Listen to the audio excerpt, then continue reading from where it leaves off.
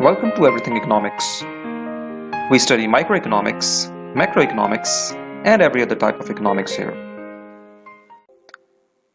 Welcome back, everyone. In this part, we will discuss who loses from inflation.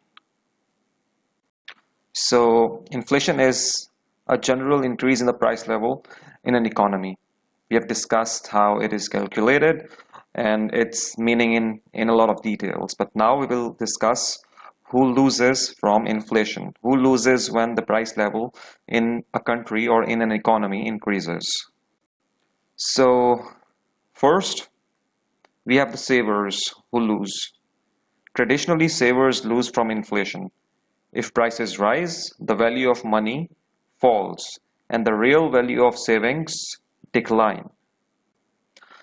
So, we can understand this using an example. Assume you have $120 in 2018. There is this table. We will use this table as an example. The price of this table in 2018 was $10.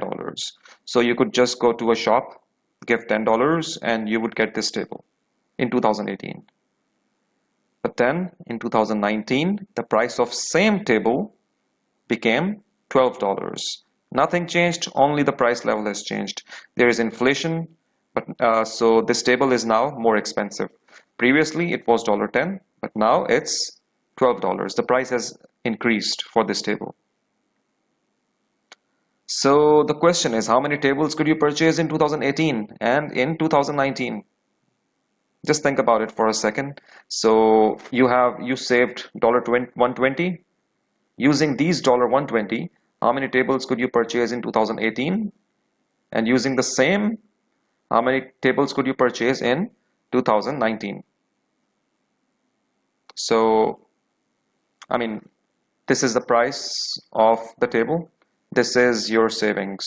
And you will exhaust your savings. You will use your savings to purchase as much tables as you can in 2018 and in 2019. Yeah, we are comparing how the value of money changes, how the price increase in price level reduces the value of money and reduces the real value of savings. So in 2018, here we have $120 divided by $10, which is equal to 12 tables. So in 2018, you could purchase 12 tables. And in 2019, here we have $120 divided by $12. So in 2019, you could purchase 10 tables.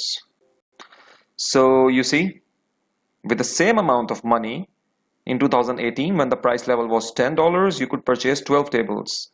But now when the price level has increased to $12, you can only purchase 10 tables. So there is, two tables have reduced. So what happened to these two tables? The reason you could purchase less of these two tables is only because of inflation, because the price level has increased. So that's how savers lose. The money that they have, $120, for example, in your case, the value of that $120 has decreased. That's why you can purchase less of the same good. After that, the second group who lose from inflation are workers on fixed wage contracts. Another potential loser from inflation are workers who are stuck on fixed wage contracts. Here we have some workers who might be on a fixed wage contracts, which basically means that their income doesn't change from one year to another year. So for example, if their salary is $1,000 per month in 2018, it remains the same in 2019 as well, and then in 2020 as well. So their salary is fixed. Now there is inflation, right? What happens? Their salary is $1,000 per month. Now there is inflation. Would they still be happy the way they are right now? If there is inflation and their salary doesn't change, would they still be happy? That's the important question. Of course, they would not be happy because now the value of money has decreased. Now with the same dollar 1000, they cannot purchase the same amount of food, education, and the table that we discussed in the previous slide. So the price, when there is inflation, the price of food, education, and every other important stuff increases. So with the same amount of salary, they can only purchase less of those things. So they are also impacted. They would not be happy at all. Another group who loses from inflation is exporters. So if inflation is higher than competitors, then exporters will see a decline in demand and struggle to sell their goods. So if there is inflation, then the exporters, this group, will find it difficult to sell their product to other countries. Let's see an example of rice and take an example of rice from Pakistan and India. So first we have to assume that the rice quality is same. Assume again that export price of one rice sack, which is this one, sold by Pakistan and India is same. So there are two assumptions. First, the quality of this rice is same. Second, the price of this sack, a rice sack, is same in both countries, in India and Pakistan. I mean the export price of one sack, rice sack, is same in both countries. So these are the two assumptions. Using these two assumptions, if there is higher inflation in Pakistan as compared to India, well, what will happen? Export sack price in Pakistan will be $12 now. And if the inflation rate in India is lower than in Pakistan, then the export sack price in India will be $11. So it's the same rice. We are assuming the quality of rice is same. The export price of this rice was same in India as well as in Pakistan, but now there is inflation in Pakistan which is higher than inflation in India. So the export sack price in Pakistan now is $12 and the export sack price in India now is $11. So the price has increased due to inflation in both countries, but relatively more in Pakistan because of higher inflation rate. So the important question is, who will US import rice from now? US imports rice from these two countries in the real world as well. So now when this information is in front of US importers, the people who purchase rice from other countries, so US importers, what will they do? Will they purchase rice from Pakistan or will they purchase rice from India now? What do you think? Of course, if you were an importer in US, you would prefer purchasing cheap rice, right? If the quality of rice is same, you would prefer getting rice from a cheaper suppliers. Here, in this case, it would be India. So Pakistani exporters would lose. And because the inflation is higher in Pakistan as compared to India, the competitors, which is India, they gain, and then exporters in Pakistan will see a decline in demand and will struggle to sell their goods. So this is the third group, which is exporters who lose from inflation.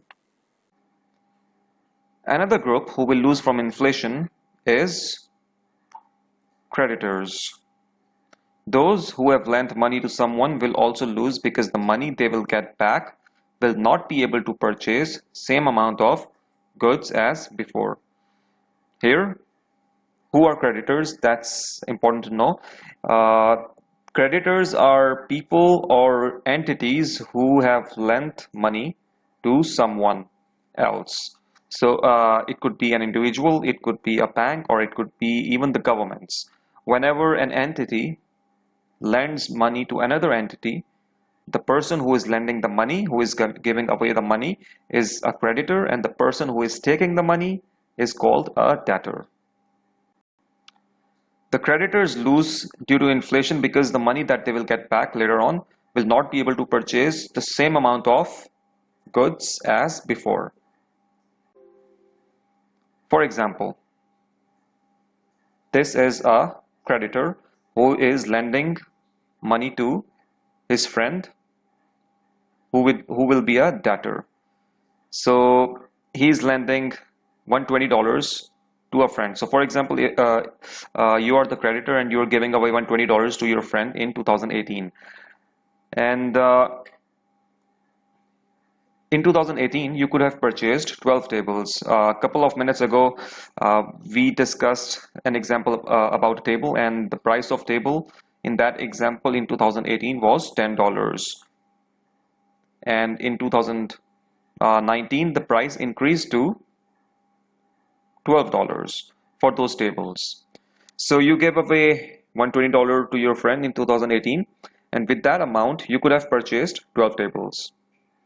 Your friend, the debtor, returns those $120 in 2019, 1 year later, that is. So what can you do with those $120 now? The table price has increased to $12, right? So with the same amount of money, you can only purchase 10 tables now.